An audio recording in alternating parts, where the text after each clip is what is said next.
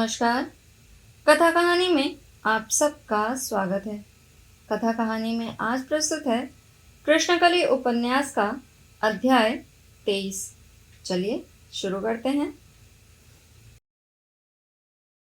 क्यों बार बार यह पंक्ति अबाध्य चित्त दोहराने लगता था। तन्वंगी गजगामिनी चपल दुख संगीत शिल्पान्विता। ठीक ही कहा था उसने। चदरे की गांठ में दूसरी गांठ लग जाए तो चौंकना मत। मैंने मसान साधा है, मैं सब कुछ कर सकती हूँ।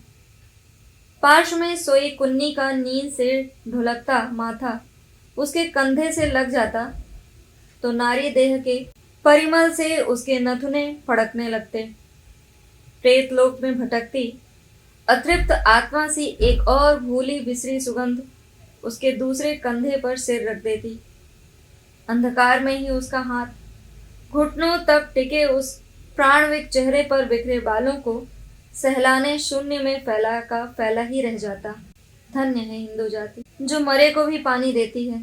एक तू है जो जिंदा। वह हड़बड़ा कर उठ बैठता।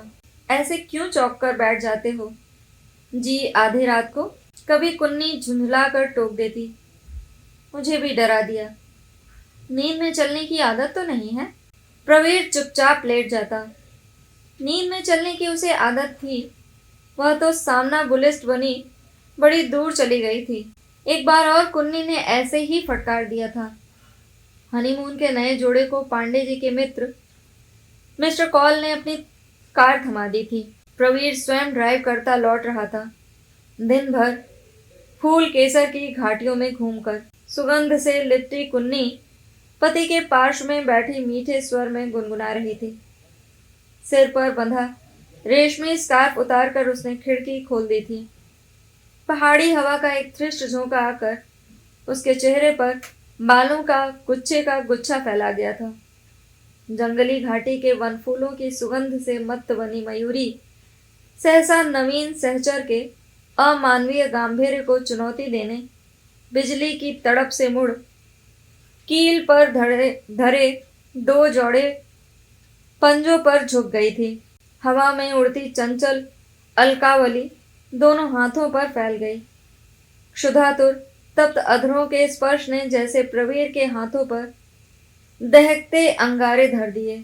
ऐसे ही एक बिखरे केश गुच्छ और हिम शीतल अधरपुट की स्मृति उसके दोनों हाथ कपा गई।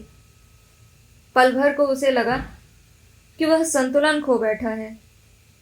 गाड़ी ऐसे दाएं बाएं चलने लगी जैसे किसी अनाड़ी नौसिखिए चालक ने हाथ में पड़ गई हो। वह तो शायद दानव से खड़े चिनार के वृक्षों से टकराकर चकनाचूर हो जाती। कुन्नी ने उसे बुरी तरह फटकार दिया था। क्या हो गया है आपको?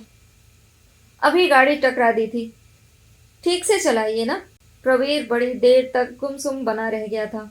उसी की मधुर मुद्राओं को कुन्नी दोहरा कैसे लेती थी? क्या वह किसी सतर्क पेशेवर गुप्तचर के छल बल से विवाह से पूर्व भी उसके पीछे अदृश्य छाया बनी घूमती रहती थी?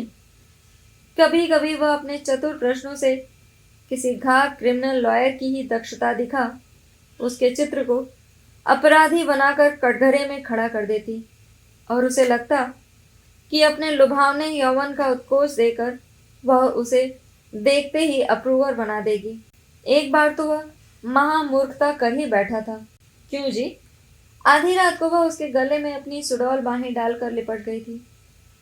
आप इतने दिनों तक क्या सचमुच ही कुंवारे रहे?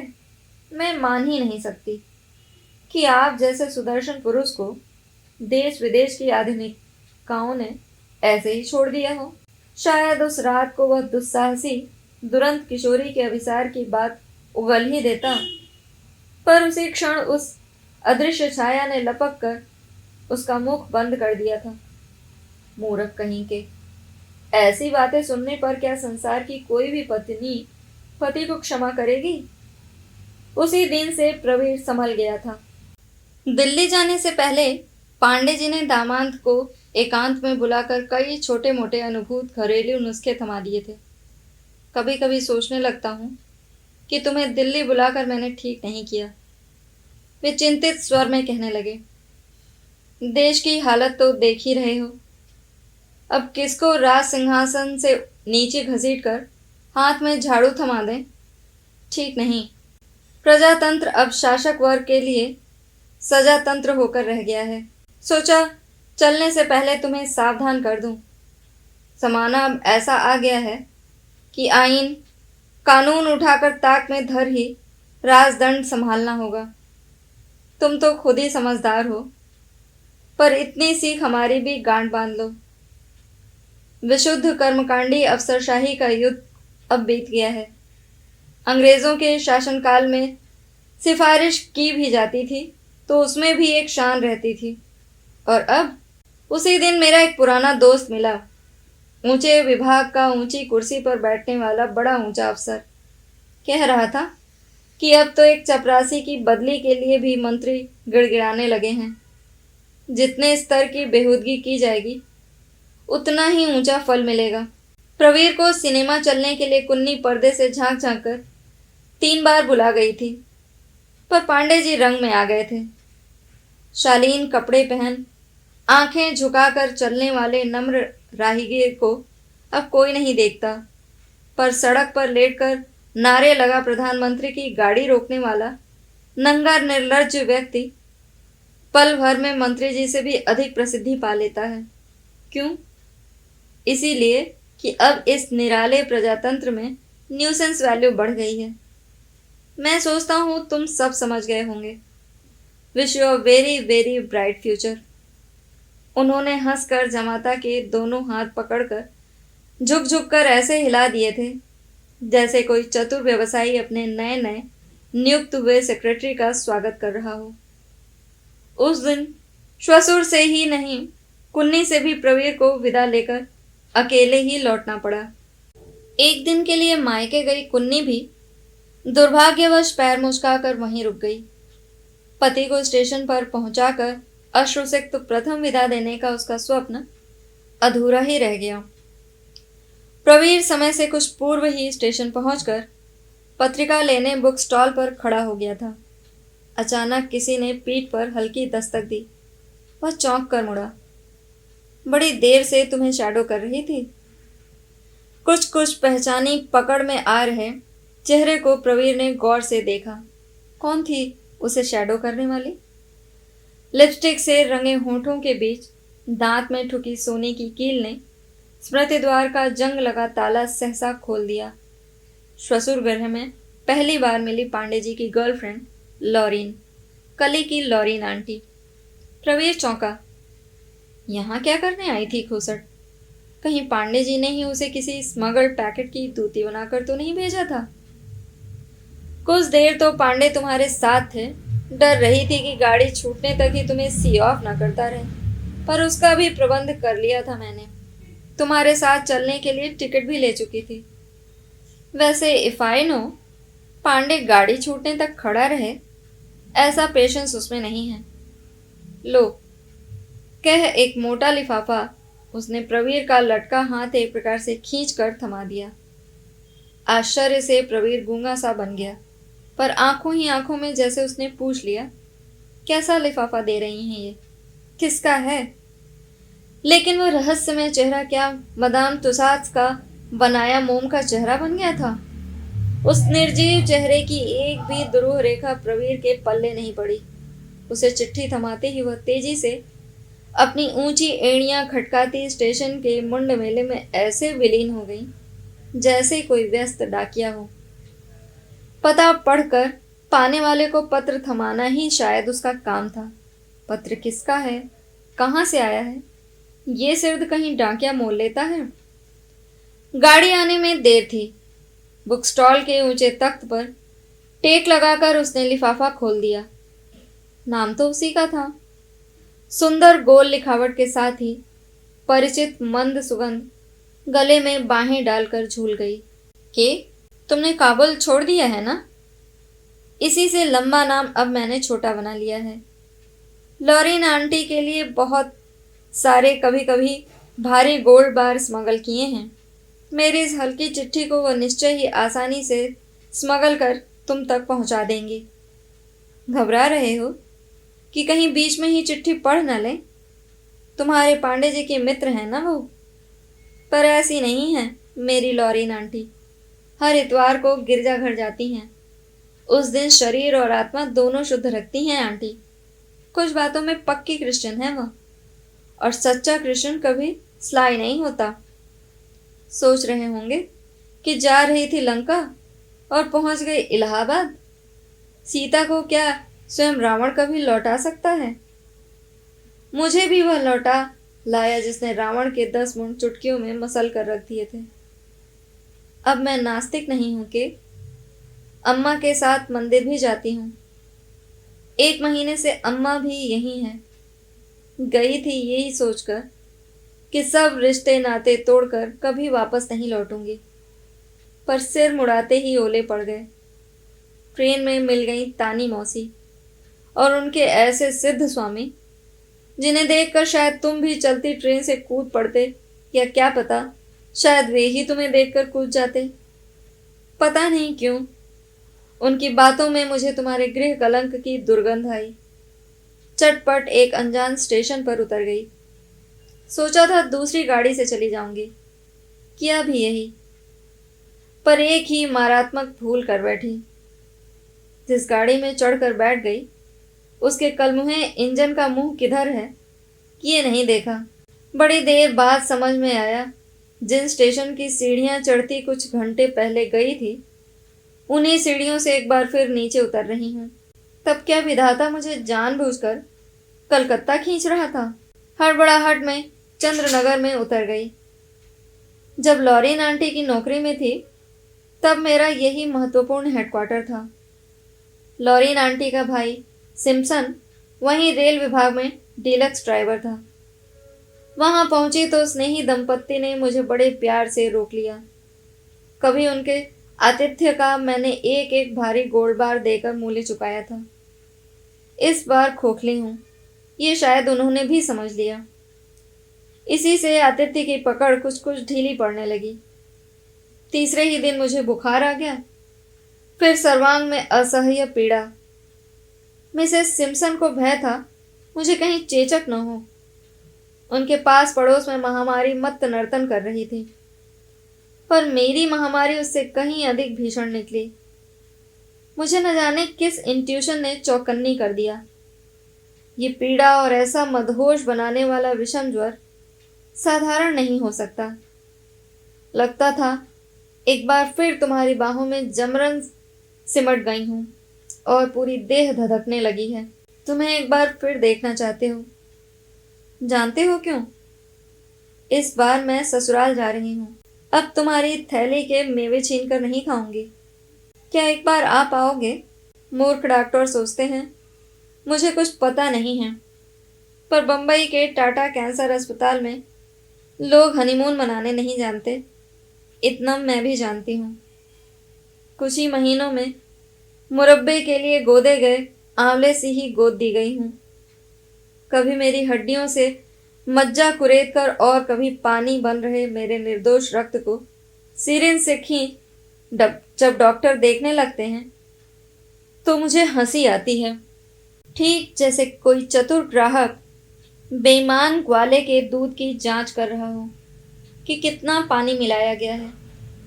मेरे ग्वाले ने मेरे जन्म से पहले ही दूध में पानी मिला दिया था। ये कोई नहीं जानता, पर क्या शानदार बीमारी है। मिनटों में बीमार को शहीद बनाकर रख देती है।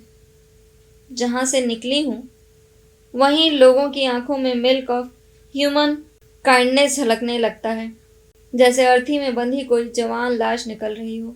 मैं जानती हूं तुम आओगे, क्योंकि बीच बीच में मुझे लगता है मैं एक बार फिर अपने आरण्यक में पहुंच गई हूं। मेरा सिर तुम्हारे घुटनों पर टिका है और मेरे सिर पर धरा तुम्हारा हाथ कांपने लगा है।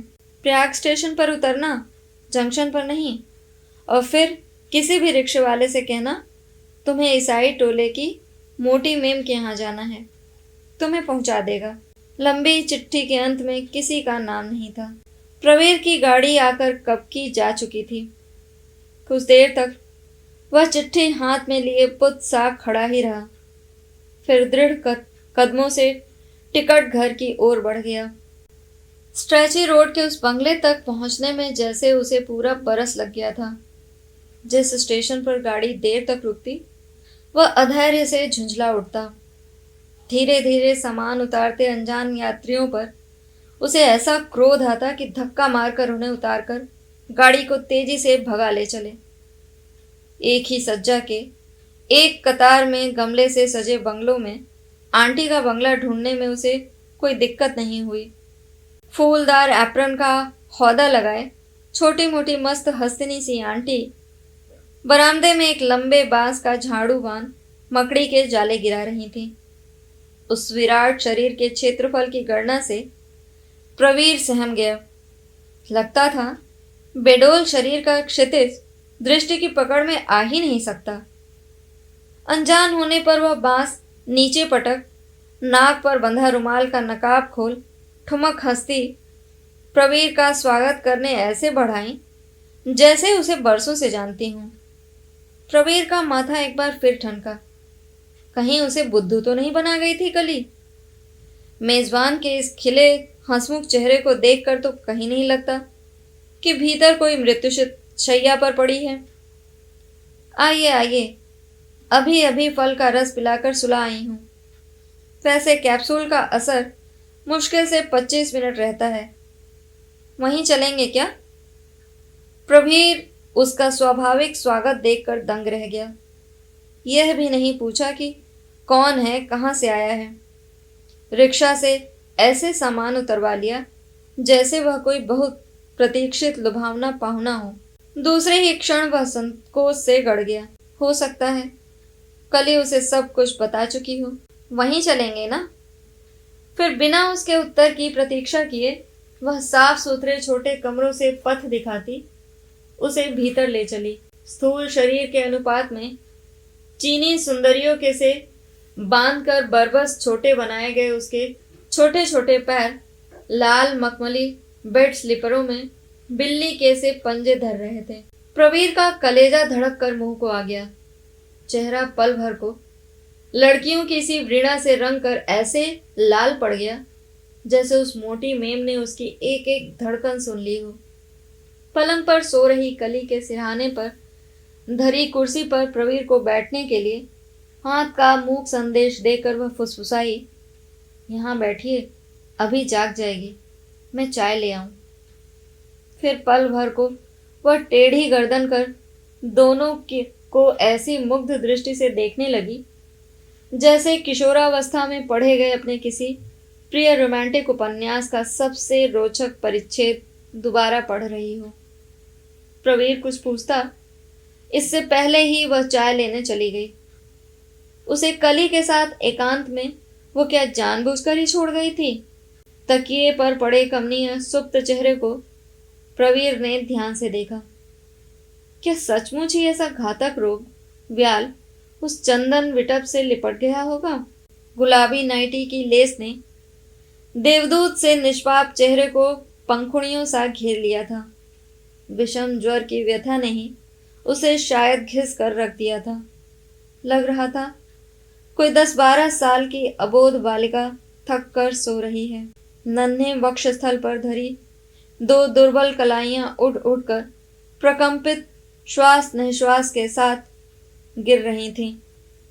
प्रवीर कुछ ही महीनों पूर्व पवित्र अग्नि को साक्षी बनाकर लिए गए 7 फेरों की शपथ भूलकर रह गया। नदी की कच्ची कगार पर खड़ा विवेक विटप भरभरा कर नीचे गिर पड़ा। क्या पता इस अमूल्य एकांत का अचानक ही अवसान हो जाए। वह झुका और कानों के पास मुंह सटाकर पागल की भांति पुकारने लगा, कली कली। पर वह नहीं जगी। किसी शक्तिशाली कैप्सूल प्रदत्त अस्वाभाविक प्रगाढ़ निद्रा में डूबी कली के क्यूपिड अधर मंद स्मित में खिंच गए। क्या कोई मीठा सपना देख रही थी वह? कभी उसे क्षुधातुर अधर ऐसे ही प्रवीर के रूखे कर्णमूल का स्पर्श कर प्यासे ही लौट गए थे। आज शायद इसी से वह उसके याचक बनाकर अपना प्रतिशोध ले रही थी। इस बार प्रवीर का चेहरा ठंडे रोग जीर्ण चेहरे से सट गया। कली हिली, चौंक कर छाती पर निश्चेष्ट पड़ी दुर्बल कलाइयों ने प्राणाधिक चेहरे को धड़कती कनपटी के पास खींच लिया। मैं जानती थी तुम आज आओगे। फिर वह तकिया खिसका कर बैठने ही लगी थी कि समझदार आंटी खांसती खखाड़ती दूर से ही अपनी फायर ब्रिगेड उपस्थिति का घंटा अलार्म टनटनाती चली आई थी। प्रवीर संभल कर अलग हो गया, पर कली ने हाथ नहीं छोड़ा। वह अपनी दुबली पकड़ में उस पुष्ट कलाई को ऐसे कस कर साध रही थी जैसे छूटते ही वह हाथ से छिटक जाएगी। आंटी ने हाथ की ट्रे छोटी मेज पर धर प्रवीर के सामने खिसका दी। उनके लज्जा से लाल पड़ गए चेहरे को कली ने देख लिया। तुम तो ऐसे ब्लश कर रही हो आंटी, जैसे ये मेरा नहीं तुम्हारा प्रेमी हो। तकिए के सहारे बैठकर वह हंसती आंटी को छेड़ने लगी। प्रवीर संकोच से गड़ गया। क्या ऐसे विषधर रोग भुजंग की जकड़ में भी वह हास परिहास नहीं छोड़ सकी थी? आंटी के बनाए मोरेंग नहीं लोगे क्या? धरते ही मुंह में ऐसे गल जाते हैं जैसे किसी किशोरी का चुंबन। हंसकर उसने एक मोरेंग लपक कर मुख में धर लिया। आंटी रुआंसी हो गई। देख रहे हो सनी, दिन रात ऐसा ही बचपना कर मुझे रुलाती रहती है ये लड़की। मीठा इसे एकदम मना है, फिर आज सुबह से ये तीसरा मोरिंग है। मैं तो बनाती भी नहीं। पर आंटी रुक गई, कुछ कह नहीं सकी। गला रुंध कर रह गया। कहो कहो, कह डालो ना।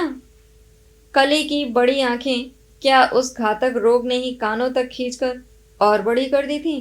काली भंवर पुतलियों में बचकाना चूहल की रंग बिरंगी तरंगे उठ उठ कर गिरने लगी। मैंने ही जिद की थी आज। वह उंगलियां चाटती दूसरा मोरंग उठाने लपकी, पर आंटी ने चट से प्लेट उठा ली। आंटी बनाओ मोरंग। नहीं बनाए और इसे बीच में ही कहीं चल दी तो अपनी कब्र में फिर चैन से नहीं सो पाऊंगी। बस यही बंदर घुड़की काम कर गई। पर वाह, बढ़िया बेक किए हैं। उस लोक में भी कभी शाही दावत हुई और लोग के खानसामे के क्रेडेंशियल्स मांगे गए तो तुम्हें रिकमेंड कर जल्दी ही वहां बुलवा लूंगी। क्षण भर पूर्व आंटी के बचकाने चेहरे पर उभर आई विषाद की बदली छंट गई। यह हंसने हंसाने वाली लड़की क्या उन्हें कभी रोने देती थी? सुन रहे हो इसकी बातें? दूसरा प्याला बना दूं सनी? आंटी मोटी कमर पर शिथिल एप्रन का तंबू तानती फिर चाय बनाने झुक गई। ए आंटी, अम्मा फाफा मऊ से नहीं लौटी क्या? नहीं, आती ही होंगी। अच्छा, तब सुनो, जब तक अम्मा नहीं आती तुम भी कहीं घूम आओ ना। वह सर्र से तकिए पर सरक गई। उस दुस्साहसी लड़की की स्पष्टवादिता एक बार फिर प्रवीर को रसातल में खींच ले गई। क्या सोचती होंगी ये अपरिचित महिला? आप बैठिए ना, मैं हाथ मुंह धोआऊं। प्रवीर उस अपदस्थ हो गई सरला महिला के प्रस्थान प्रस्ताव को टालने स्वयं उठ गया। बैठो सिली। कली ने हाथ पकड़कर इस बार फिर कुर्सी पर बिठा दिया। हाथ पैर फिर भी धोया जा सकता है मूर्ख, वह फुसफुसा कर कहने लगी। एक बार अम्मा आ गई तो समझ लो जेलर आ गया। ये कान फिर नहीं जुटेगा। जाओ तो आंटी, बी अ ब्रिक। कुर्सी डालकर बरामदे में अपनी क्रॉस स्टिच बनाती रहो। अम्मा के आते ही खांसी का छोटा सा सिग्नल दे देना बस। हंसती आंटी हाथ में ट्रे लिए एक बार फिर नवोढ़ा सोडसी सी लजाती लाल पड़ती बाहर चली गई। देखा, वह हंसकर बाह पकड़ पालतू बिल्ली सी प्रवीर के कंधे से गाल घिसटती सट गई। चतुरबंदी ऐसे ही द्वार पर पहरा देते सिपाही को अपने षड्यंत्र में मिलाता है। कंधे तक झूलते केशगुच्छ अब बीमारी में और लंबे होकर नीचे तक लटक आए थे। पहले एक बात बता दूं, आंटी सब जानती हैं। मैंने ही उन्हें सब कुछ बतला दिया था, पर अम्मा अभी कुछ नहीं जानती। तुम्हें देखते ही सब जान लेंगी। अम्मा और आंटी में यही अंतर है। आंटी को मैं न बतलाती तो उनकी बच्ची सी निष्कपट आंखें तुम्हें मेरी बाहों में देखकर भी शायद यही सोचती कि मेरा बिछड़ा भाई भतीजा है, पर अम्मा सब कुछ जान लेती हैं। वह कुछ देर तक चुप रही, जैसे थक गई हो। फिर रुक रुक कर कहने लगी, मैंने जानबूझकर ही अम्मा को अपनी बीमारी की खबर दी। सोचा जब जाना ही है तो क्यों ना सबसे हाथ मिलाकर ही जाऊं। हंसकर कली ने प्रवीर का हाथ गालों से सटा लिया। क्या निमग्न कपोलों के गहरे गड्ढे और भी गहरे हो गए थे। कैसा आश्चर्य था कि ऐसे घातक रोग ने काया को घिसकर आकर्षक चेहरे को कुछ ही महीनों में और भी आकर्षक बना दिया था। अम्मा से मैंने क्यों नहीं कहा जानते हो? मुझे लगा उनसे कहूंगी तो मन ही मन कहेंगी, देखा ना, हार गई छोकरी। मेरी खिल्ली उड़ाती थी, आज खुद ही ठोकर खा गई। पत्नी के लिए, मानव प्रतिष्ठा के लिए उनका प्रेमी उन्हें अंगूठा दिखा गया, और मेरा प्रेमी? वह फिर आंखें मूंद कर बांह से सट गई।